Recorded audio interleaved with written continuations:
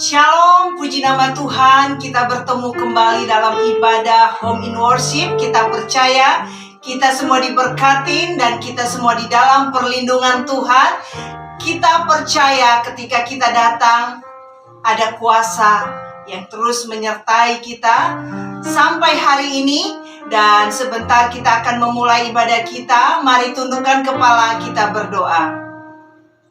Terpujilah Engkau Allah Bapa yang senantiasa meneguhkan setiap hati kami.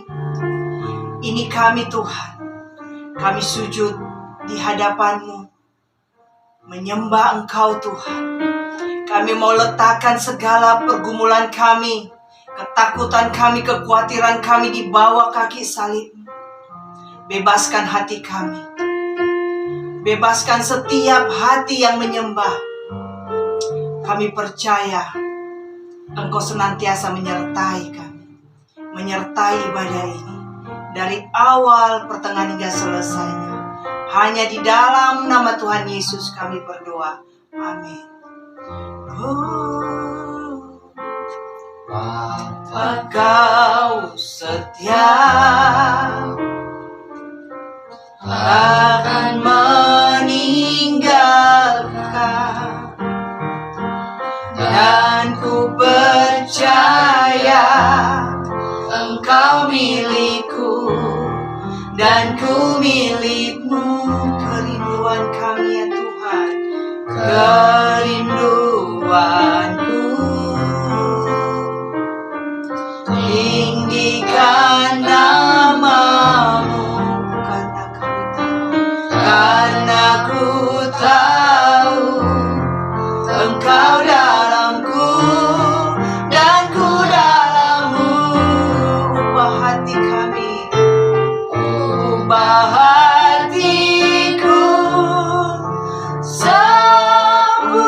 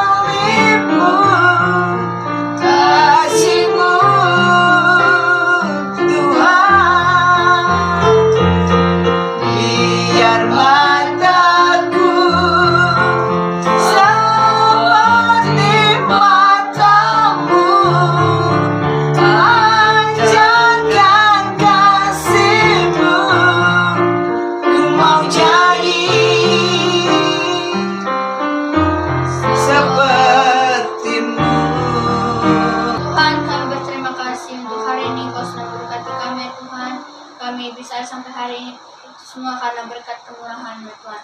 Tuhan, saat ini kami berdoa bagi bangsa dan negara kami Indonesia Tuhan, yang Engkau senantiasa melindungi bangsa Indonesia, tutup bungkus bangsa Indonesia, dan Engkau berkati agar bangsa Indonesia menjadi bangsa yang takut akan Tuhan, menjadi bangsa yang percaya kepada Tuhan.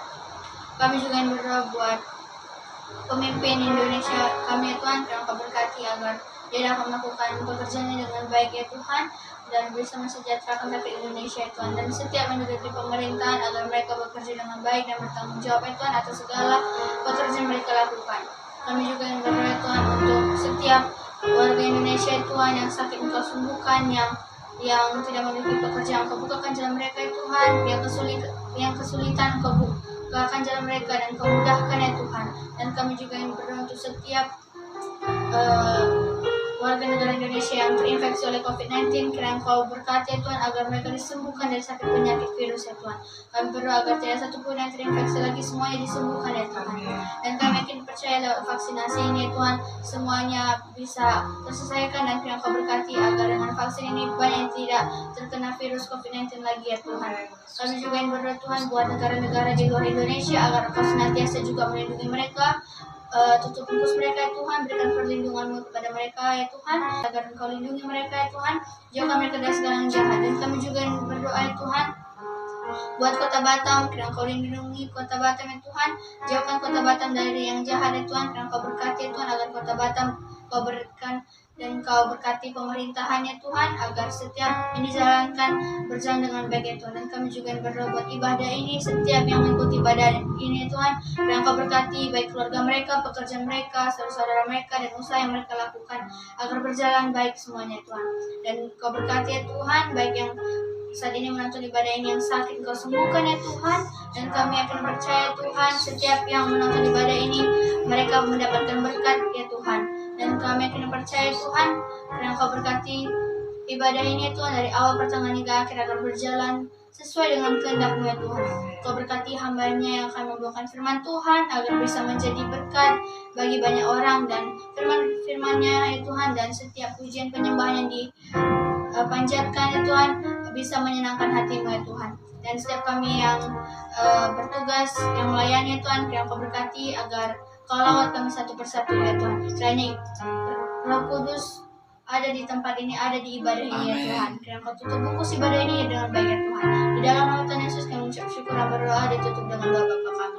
Bapa kami dalam surga, dikuduskan nama-Mu, datanglah kerajaan-Mu, jadilah kehendak-Mu di bumi seperti di surga. Berikanlah kami pada hari ini makanan kami secukupnya, dan ampunilah kami kesalahan kami, seperti kami juga mengampuni orang bersalah kepada kami. Dan jangan bawa kami dalam pencobaan, tetapi lepaskan kami daripada yang jahat. Karena Engkau punya kerajaan dan kuasa dan kemuliaan sampai selama-lamanya. Amin. Amin. Mari kita naikkan pujian dengan kesungguhan hati kita. Kita mau percayakan hidup kita sepenuhnya hanya kepada Tuhan.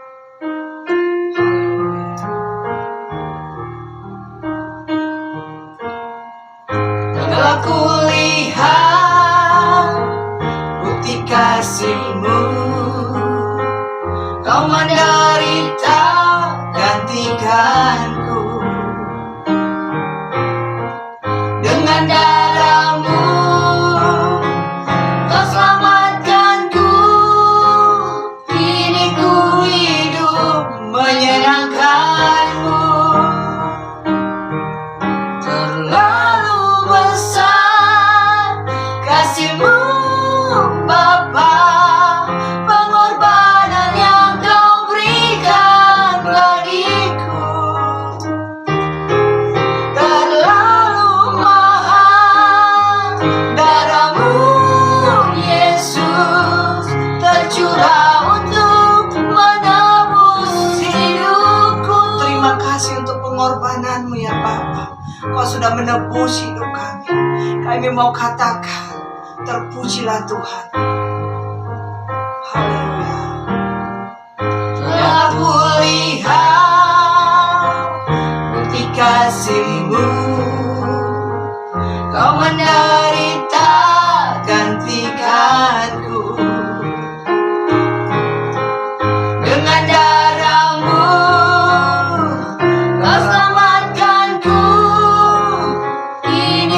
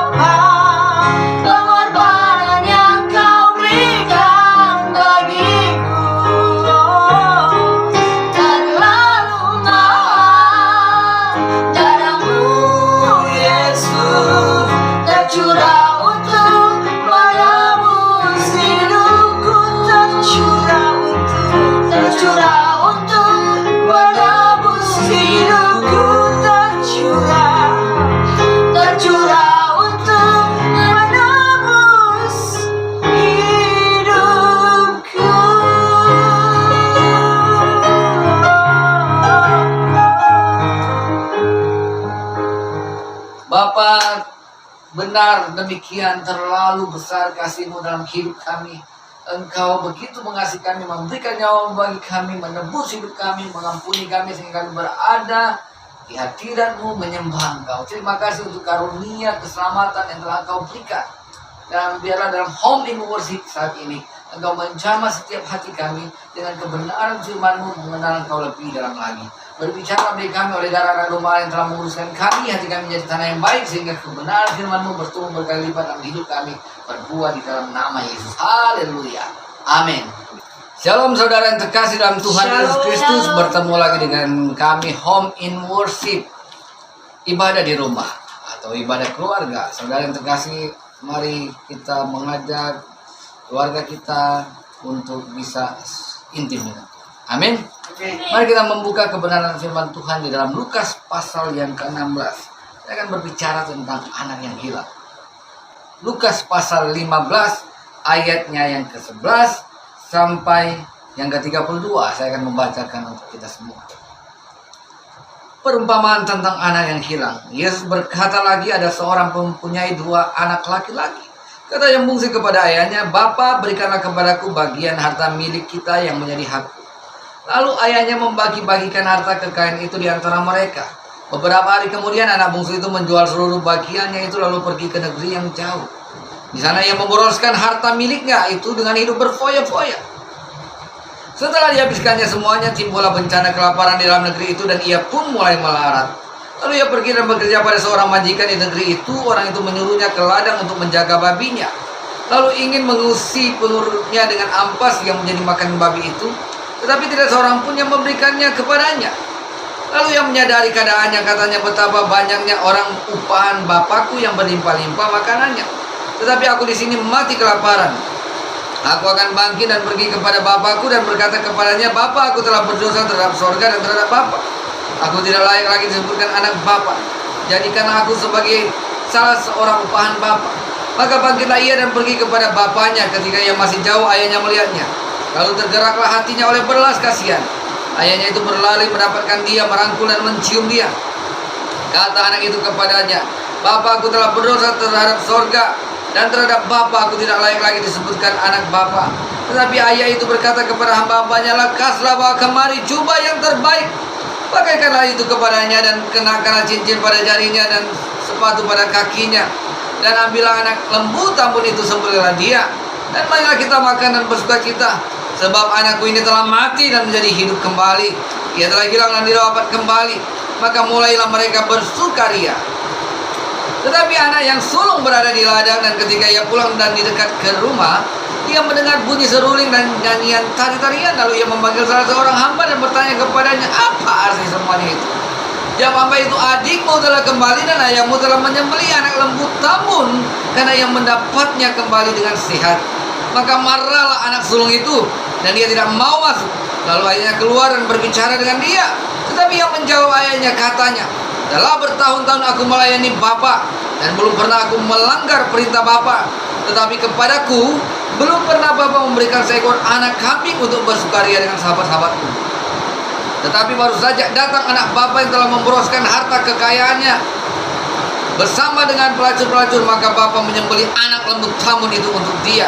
Kata ayahnya kepadanya, anakku, engkau selalu bersama-sama dengan aku, dan segala kepunyaanku adalah kepunyaanmu. Kita patut bersukacita dan bergembira, karena adikmu telah mati dan menjadi hidup kembali. Dia telah hilang dan didapat kembali. Haleluya, amin. Saudara terkasih dalam Tuhan Yesus Kristus, ada 3 orang yang akan kita bahas hari ini, yaitu anak yang hilang atau anak yang bungsu, dan anak yang sulung dan bapa. Mari kita lihat kepada yang pertama. Dikatakan bahwa anak yang bungsu ini, dia meminta warisan kepada bapaknya, kemudian dia menjual warisan itu, dan dia pergi ke negeri asing dan menghambur-hamburkannya sampai terjadilah kelaparan dan dia menderita. Dan apa yang terjadi selanjutnya?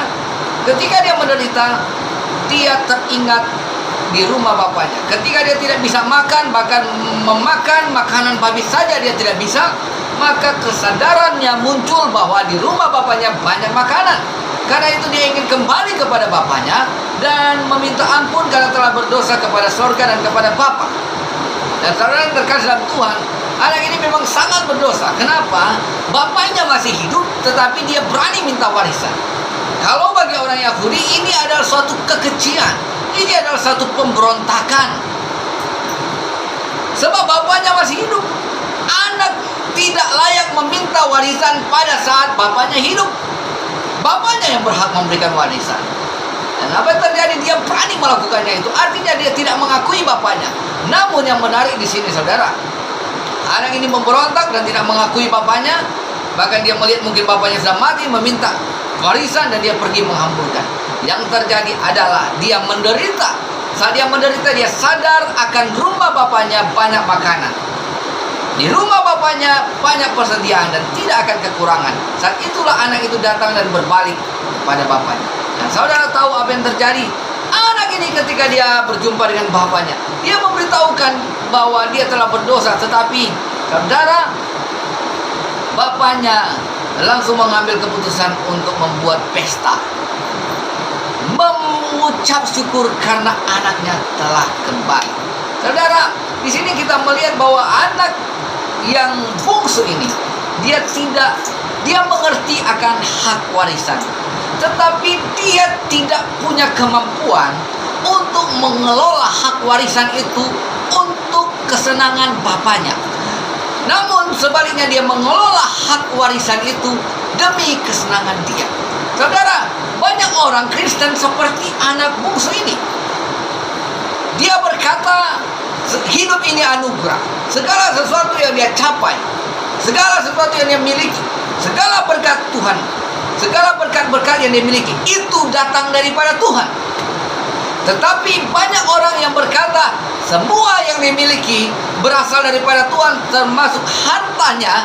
Namun hidupnya tidak memuliakan nama Tuhan. Hidupnya tidak melakukan misinya Tuhan. Hartanya digunakan untuk kepentingan dirinya, tapi bukan kepentingan kerajaan Allah, tetapi bukan kepentingan misinya Tuhan. Saudara, nanti suatu ketika engkau akan menyadari bahwa benar-benar milikmu, segala hartamu milik Tuhan, dan engkau akan melakukan misi Tuhan. Di masa corona ini banyak orang telah disadarkan bahwa harta tidak ada gunanya. Gedung-gedung yang tinggi dan hebat tidak ada gunanya. Semua itu tidak ada gunanya. Saudara, nyawa lebih berarti. Manusia, nilai manusia lebih berarti saat ini. Sehingga orang begitu menjaga kesehatan supaya kita bisa menghadapi corona. Nah, banyak orang baru menyadari ketika mereka kehilangan seseorang, mereka kehilangan orang-orang yang mereka cintai, mereka menilai bahwa harta tidak ada gunanya. Nilai kemanusiaan yang lebih berharga dari segala-galanya. Saudara, mari kita menyadari kalau benar-benar hidup ini miliknya Tuhan, dan kita mengerti bahwa apa yang kita capai dan semua yang kita miliki adalah datang dari Tuhan, mari gunakan untuk kemuliaan Tuhan. Jangan seperti anak bungsu ini, dia pergi dan menghambur-hamburkan dan tidak melakukan kepentingannya Tuhan. Dan yang kedua, kita melihat anak yang sulung. Anak yang sulung ini berada bersama-sama dengan Bapa, tetapi dia sama-sama terhilang seperti anak yang hilang. Bedanya, tubuhnya ada bersama-sama dengan Bapa, namun cara berpikirnya adalah cara berpikir terhilang, saudara. Cara berpikir bukan menyenangkan Bapa. Dia berkata, anak sulung ini segala perintah Bapa dilakukan, ditaati. Dan anak sulung ini benar-benar kompeten, benar-benar bibit bobot bebet. Artinya benar-benar berkualitas. Sehingga anak bungsu ini melihat dia tidak bisa menyaingi, mungkin dia tidak bisa menyaingi abangnya, sehingga dia minta warisan. Sehingga dia pergi untuk menghamburkannya. Tapi saudara, dia tidak menyadari akan keberadaannya. Apa yang Bapa miliki, dia miliki. Berbeda dengan anak yang bungsu, dia menyadari bahwa apa yang Bapa miliki, dia miliki. Karena itu dia minta, saudara. Nah, sementara anak yang sulung ini, dia tidak mengerti. Dia bersama-sama dengan Bapa, segala sesuatu yang Bapa miliki, dia miliki. Sehingga dia bisa menggunakan apa yang Bapa miliki itu untuk kepentingan dirinya, untuk dia bersuka cita, atau untuk kepentingan Bapa, kepentingan kemuliaan Tuhan. Tapi dia tidak melakukan itu semua, saudara. Salah satunya, dia tidak mengambil salah anak lembu domba atau anak ternaknya untuk dia bersama-sama mengucap syukur bersama teman-temannya. Dia tidak pernah melakukan itu karena dia takut kepada Bapa. Hidupnya penuh dengan aturan dan rasa takut. Di sana tidak ada kasih. Segala sesuatu yang dia lakukan bukan karena berdasarkan kasih. Segala sesuatu yang dia lakukan karena ketakutan. Nah, hal yang sama ada begitu banyak orang di dalam gereja. Banyak orang Kristen hidup di dalam ketakutan. Segala sesuatu dilakukan di dalam dasar ketakutan, bukan di dalam dasar kasih. Kalau dia beribadah, dia memberikan persepuluhan, dia memberikan bantuan sosial, di dalam pikirannya dia ingin menyugak sorga karena dia telah berdosa. Di dalam pikirannya dia melakukan semuanya itu supaya Tuhan mengasihi dia dan mengampuni dia. Salah, saudara. Itu semuanya keliru. Pola pikir yang salah. Saudara, yang menebus dosa kita adalah Tuhan Yesus dan Anak Gembala, bukan kesalehan kita, bukan kebenaran kita. Ketika kita menyadari Tuhan menebus hidup kita, maka muncul di dalam hati kita untuk menyenangkan Dia. Ketika kita tahu begitu besar kasih Allah akan hidup kita, maka di dalam hati kita muncul dengan ketulusan hati melakukan apa yang Tuhan mau, bukan dengan ketakutan. Kita berbuat baik karena Tuhan telah baik kepada kita. Kita mengasihi karena Tuhan telah mengasihi kita. Kita memberikan persembahan karena Tuhan telah memberkati kita. Kita melakukan hal-hal yang baik, mengasihi seorang karena semuanya Tuhan telah lakukan kepada kita. Jadi alasan kita melakukan segala sesuatu yang baik, mengasihi, memberi persembahan, membantu orang lain, itu karena Tuhan telah melakukannya terlebih dahulu untuk kita. Kita bersyukur atas keselamatan yang Dia berikan, bukan kita mau menyukur surga untuk melakukannya. Jadi ada dua anak tapi sama-sama terhilang. Yang satu pergi meninggalkan bapaknya, yang satu ada di rumah bapaknya namun pola pikirnya salah. Saudara, kita melihat yang ketiga. Yang ketiga adalah menyorot dari karakternya bapak. Apa yang terjadi dengan karakter bapak? Ketika bapak ini melihat anaknya yang hilang, meminta, dan anaknya ini kembali. Saudara, dia telah meninggalkan rumah bapaknya dan dia telah memberontak kepada bapaknya. Dia menganggap bapaknya telah mati dan meminta warisan. Itu adalah satu pemberontakan yang terbesar zaman saat itu. Tetapi apa yang dilakukan bapaknya ini? Anaknya ini tetap menjadi anaknya. Tidak pernah tidak menjadi anaknya. Benar, saudara? Kalau saudara punya anak dan memberontak kepada saudara dan menyakiti hati saudara dan pergi meninggalkan saudara, dia masih anak saudara atau apa tidak? Pasti masih anak saudara. Seandainya dia berkata, "Bapak bukan bapakku." Saudara, ada cerita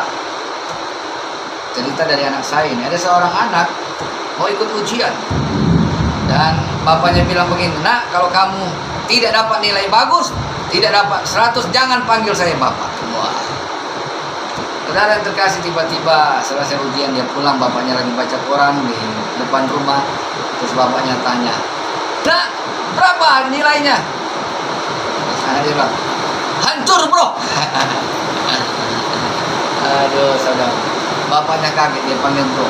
Tapi maksud dari cerita ini adalah tidak mungkin seorang anak sebesar apapun dosanya, seandainya dia tidak mengakui bapaknya, maka anak ini tidak menjadi anak bapak itu.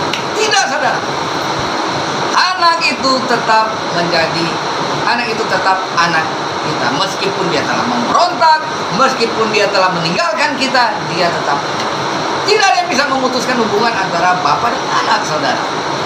Amin. Demikian juga Anda dan saya.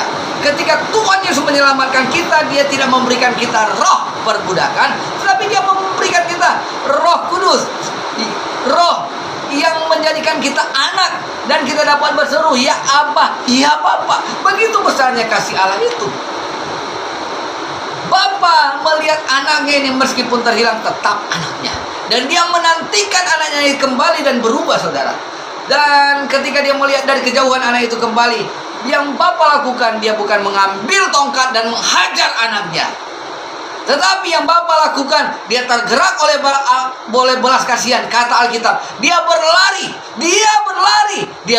menuju kepada siapa? Anaknya. Mendapatkan anaknya dan memeluk anaknya. Anaknya udah berbicara minta ampun, tetapi bapak ini bilang pestakan dia. Dia Pak suruh potong lembu, suruh pakaikan jubah termahal. Saudara yang terkasih, itulah hati Bapa.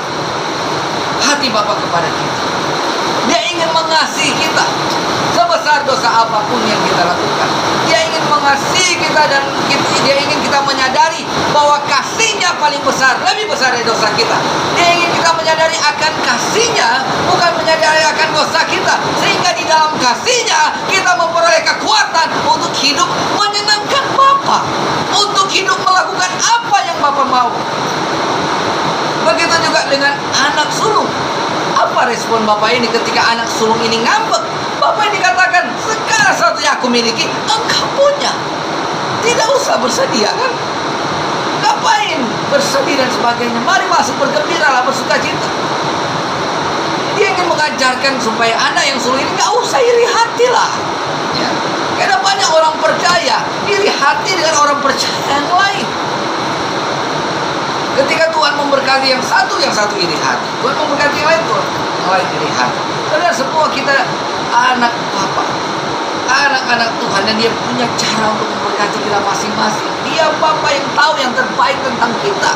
Karena itu ada yang diberikan 1 talenta, ada yang diberikan 2, ada yang diberikan 5. Yang harus kita mengerti adalah apakah kita mengerti hati Bapa, apakah kita mengerti, kita punya cara berpikir yang benar tentang Bapa, tentang anugerah yang Dia berikan kepada kita.